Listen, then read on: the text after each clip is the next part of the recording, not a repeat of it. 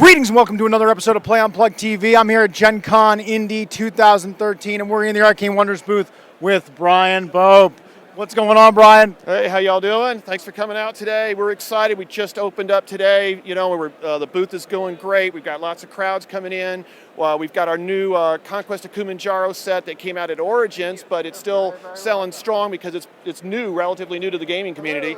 And we're pre-selling our Druid versus Necromancer set, which comes out in October, that we're super excited about. The set was delayed, but for further development, which we're very excited about. We got some great things going on with that. And delayed for an improved product, I think, is always a good thing, and gamers are willing to wait. Thank you, I appreciate that. And that's our dedication to our fans. We are not going to release anything early, almost taking the id Software approach. Hey, it'll be ready when it's ready, you know. But October for sure, so yeah. We're pretty excited. Still a lot of stuff special going on, though. Obviously, like you said, Conquest of Kilimanjaro, we talked about that at Origins, but it's a new set that has, it lets you take your mages that you already have, put a new twist on them by bringing in actual new characters that change up the way those mages work. Plus, these new mats that are kind of like, it's like a cloth mat that you can roll out. Beautiful, really beautiful. Let's pan over that shot real quick. Just right on there. These new play mats, it's kind of covered up here a little bit, but it's got all new art. And it's a great surface to play on. The cards slide very easily. The dice roll a little better. You know, they're not bouncing off of the the harder board or whatever. I think players will really like it. We'll be having a 6-player arena map coming out in the near future, so it'll be a giant map. Nice, yeah, to get a lot of mage mayhem going on, multiple mages attacking. We're going to focus a little bit more on multiplayer for the holidays, so we've got some exciting things coming out. We've already got players out there that are playing with 2 sets and playing, you know, teams and all that. We're going to give them some more direction and opportunities and ideas and scenarios and things they can do together, which really make the game more interesting. I would be totally stoked for that. I love multiplayer games where you can get because the dynamic, especially in a game like this, would become very crazy, which I think would be awesome. It is. The games take a while when you've got like 5 players, but I love them. During the 5 years of development, I would say I played at least half the time we played multiplayer because it's just so much fun. Like we'd know, hey, we have to test these 2 mages and we really need to do a 2-player, but the multiplayer is so much fun. Come on, join in. You'll be on my team. And it's just great where you have 2 mages supporting each other and talking together and working together to, you know. Actually, that brings up a point. Would you be more focused on like teams of mages, or are you going to have some rules for just like, we got 6 guys, everybody, whoever's the last man standing? Oh, last man standing, you know, mayhem is awesome. It'll be there.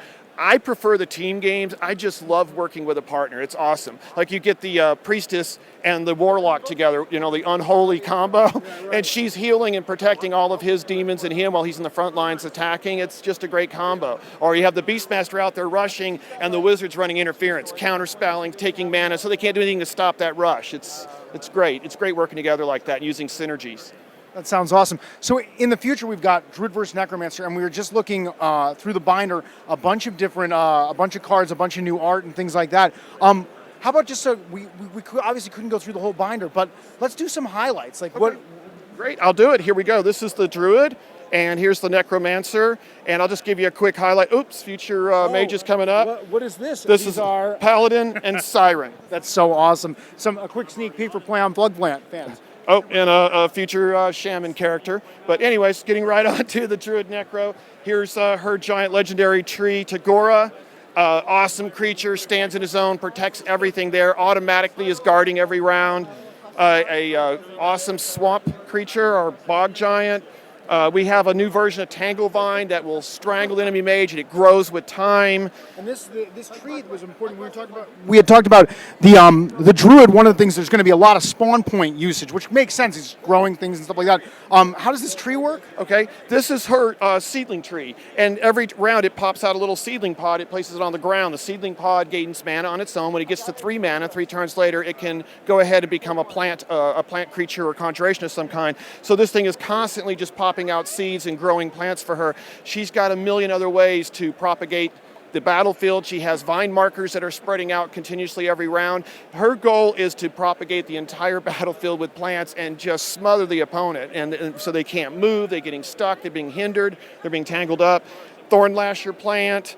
Here's her Vine Snapper. This Vine Snapper, if it eats an enemy creature, it's devoured. It's out of the game. So then you can't bring it back from the graveyard. You can't use other special abilities with it. This is her Kralathor, her legendary worm. This plant vine eats undead, and they're like fertilizer to him. He gets bigger with each one he eats. This is the ultimate nemesis for the Necromancer. When this comes out, it's all about taking out Kralathor.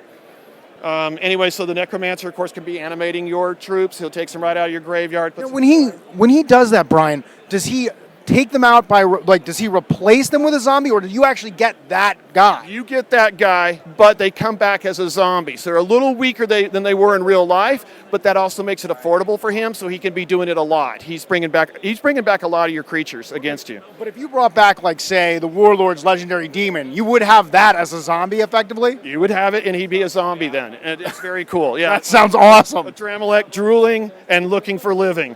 So we have a ghoul here, ravenous ghoul. This thing eats creatures right after they die. So he runs around the board. If something dies, the Necromancer sends him out to eat the corpse, gets bigger.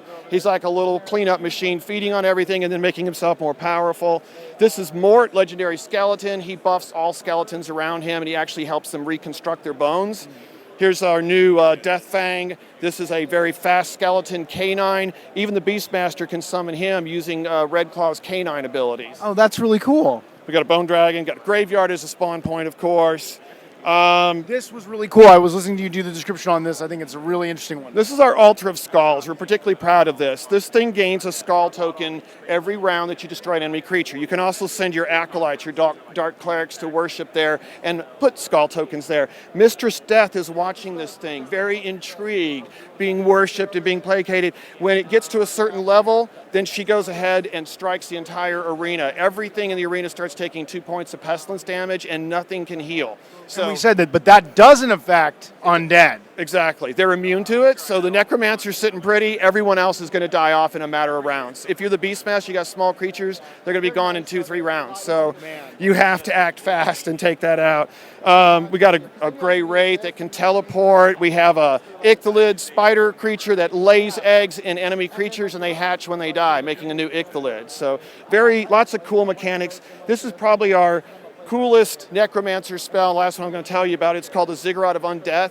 This is what gives zombies their disease ability. So when a zombie kills an enemy creature in the game, they come back as a zombie under your control, as long as this is in play. And that is freaking powerful. And it's balanced, it works well, it's a great finisher. Yeah, I'm assuming you're going to need a lot of mana to get it out.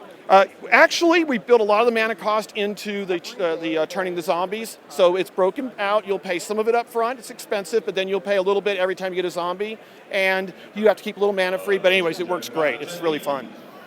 That sounds really awesome. So a lot of really, like we were saying before, like Mage Wars, it just keeps expanding and expanding. And I think for most gamers, variety is the spice of life. So that's pretty awesome. Well, thank you for that. I appreciate it. We worked on the game for 5 years before we came out. We have dozens of mages and over 900 spells pre-developed. So we got tons of material. It's when we put out a set like this, we're trying to decide what 100 spells aren't going to make the cut. So it's very exciting to have that kind of material and be able to provide that kind of variety. So Druid and Necromancer, when should we look for it? October. I'm going to tentatively say October 15th. It'll definitely be October, but we have a couple weeks leeway in case whatever kind of crazy mishap occurs. So that sounds awesome. And of course, Bryan, where should they go to check out more? www.magewars.com.